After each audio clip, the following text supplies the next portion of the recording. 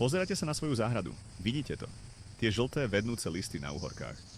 Sú tam a vy viete, že je to zlé znamenie. Je to znak zlyhania, vašej driny, vašich nádejí. A poviem vám pravdu, je to vaša chyba. Júl je mesiacom najväčších omylov. Záhradkári v panike robia hlúposti, uveria všetkému. Čítate časopisy, počúvate susedov, sledujete moderné klany rady a ničíte si úrodu. Hovoria vám, striekajte mliekom. Je to nezmysel. Mlieko je pre telatá, nie pre uhorky. Vytvára len povlak pre plesne. Hovoria vám, použite droždie, kvasinky, cukor. Chcete piecť koláč alebo pestovať zeleninu? To je alchýmia pre bláznov. Hovoria vám, kúpte si drahé flaštičky. Farebnú chémiu, sľubujú zázraky. Ale predávajú vám len drahú vodu a falošnú nádej. Prestaňte s tým. Okamžite. Všetky tieto metódy problém len zhoršujú. Maskujú príčinu a ničia pôdu. Musíte pochopiť, čo sa v skutočnosti deje. Vaša rastlina hladuje. Dusí sa. Žltnutie listov, najmä tých starších, spodných, je volanie o pomoc. Je to hlad. Kritický nedostatok dusíka a horčíka. Prečo hladuje? V pôde predsa živiny sú, ale rastlina ich nedokáže prijať. Korene sú zablokované. Prvá chyba, topíte ju. Príliš veľa vody, každý deň. Korene nemajú vzduch, hníjú. Sú ako človek pod vodou. Druhá chyba, zlá rovnováha. Vaša pôda je príliš kyslá, alebo ste ju prehnojili umelými hnojivami. Živiny sa v pôde navzájom blokujú. Je to ako pokazený zámok.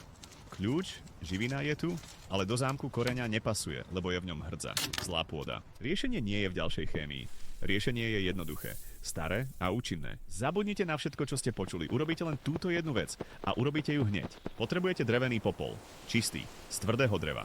Žiadne uhlie, žiadne brikety, žiadne smetí. Popol je liek starých otcov. Je to draslík. Je to vápnik. A je zásaditý. Odomkne ten hrdzavý zámok vo vašej pôde. Vezmite 10-litrové vedro. Staré, plechové. Na ňom nezáleží. Do vedra dajte 2 poháre dreveného popola. Nie viac, nie menej. Presnosť je dôležitá. Zalejte vodou. Najlepšia je dažďová, od státa. Zalejte doplna. Vezmite starú palicu a poriadne to premiešajte. Miešajte, kým sa popol nerozpustí a voda nezošedivie. Nechajte to odstáť. Aspoň 3 hodiny. Ale najlepšie celý deň. Slnko a čas urobia svoju prácu. Teraz to najdôležitejšie. Pred polievaním skontrolujte pôdu. Musí byť suchá. Nie mokrá, nie vlhká. Suchá. Ak je pôda mokrá, čakajte. Deň. 2. Trpezlivosť je cnosť roľníka. Polievaním do mokrého by ste rastlinu zabili. Keď je pôda pripravená, vezmite z vedra 1 liter tohto sivého lieku. Nalejte ho ku koreňom každej chorej rastliny. Pomaly. Nechajte pôdu piť. Nepolievajte listy. Nikdy. To je pozvánka pre choroby. Voda patrí ku koreňom. Toto opakujte raz za 2 týždne. Nie častejšie. Toto nie je voda. Je to liek. A liekom sa neplitvá. Čo sa stane? Popol zneutralizuje kyslosť. Uvoľní zablokované živiny. Korene začnú opäť dýchať a piť. Za týždeň uvidíte zmenu. Nové listy budú rásť, budú zelené, silné. Staré žlté listy už nezachránite. Sú stratené. Odstrihnite ich. Bez milosti. Rastlina im už nesmie dávať silu. Teraz vaša rastlina bojuje o budúcnosť. O nové plody, o vašu úrodu. Urobili ste to správne. Bez chémie, bez hlúpostí. Len s rozumom a tradíciou. Vaše uhorky sa vám poďakujú. Nebudú žltnúť.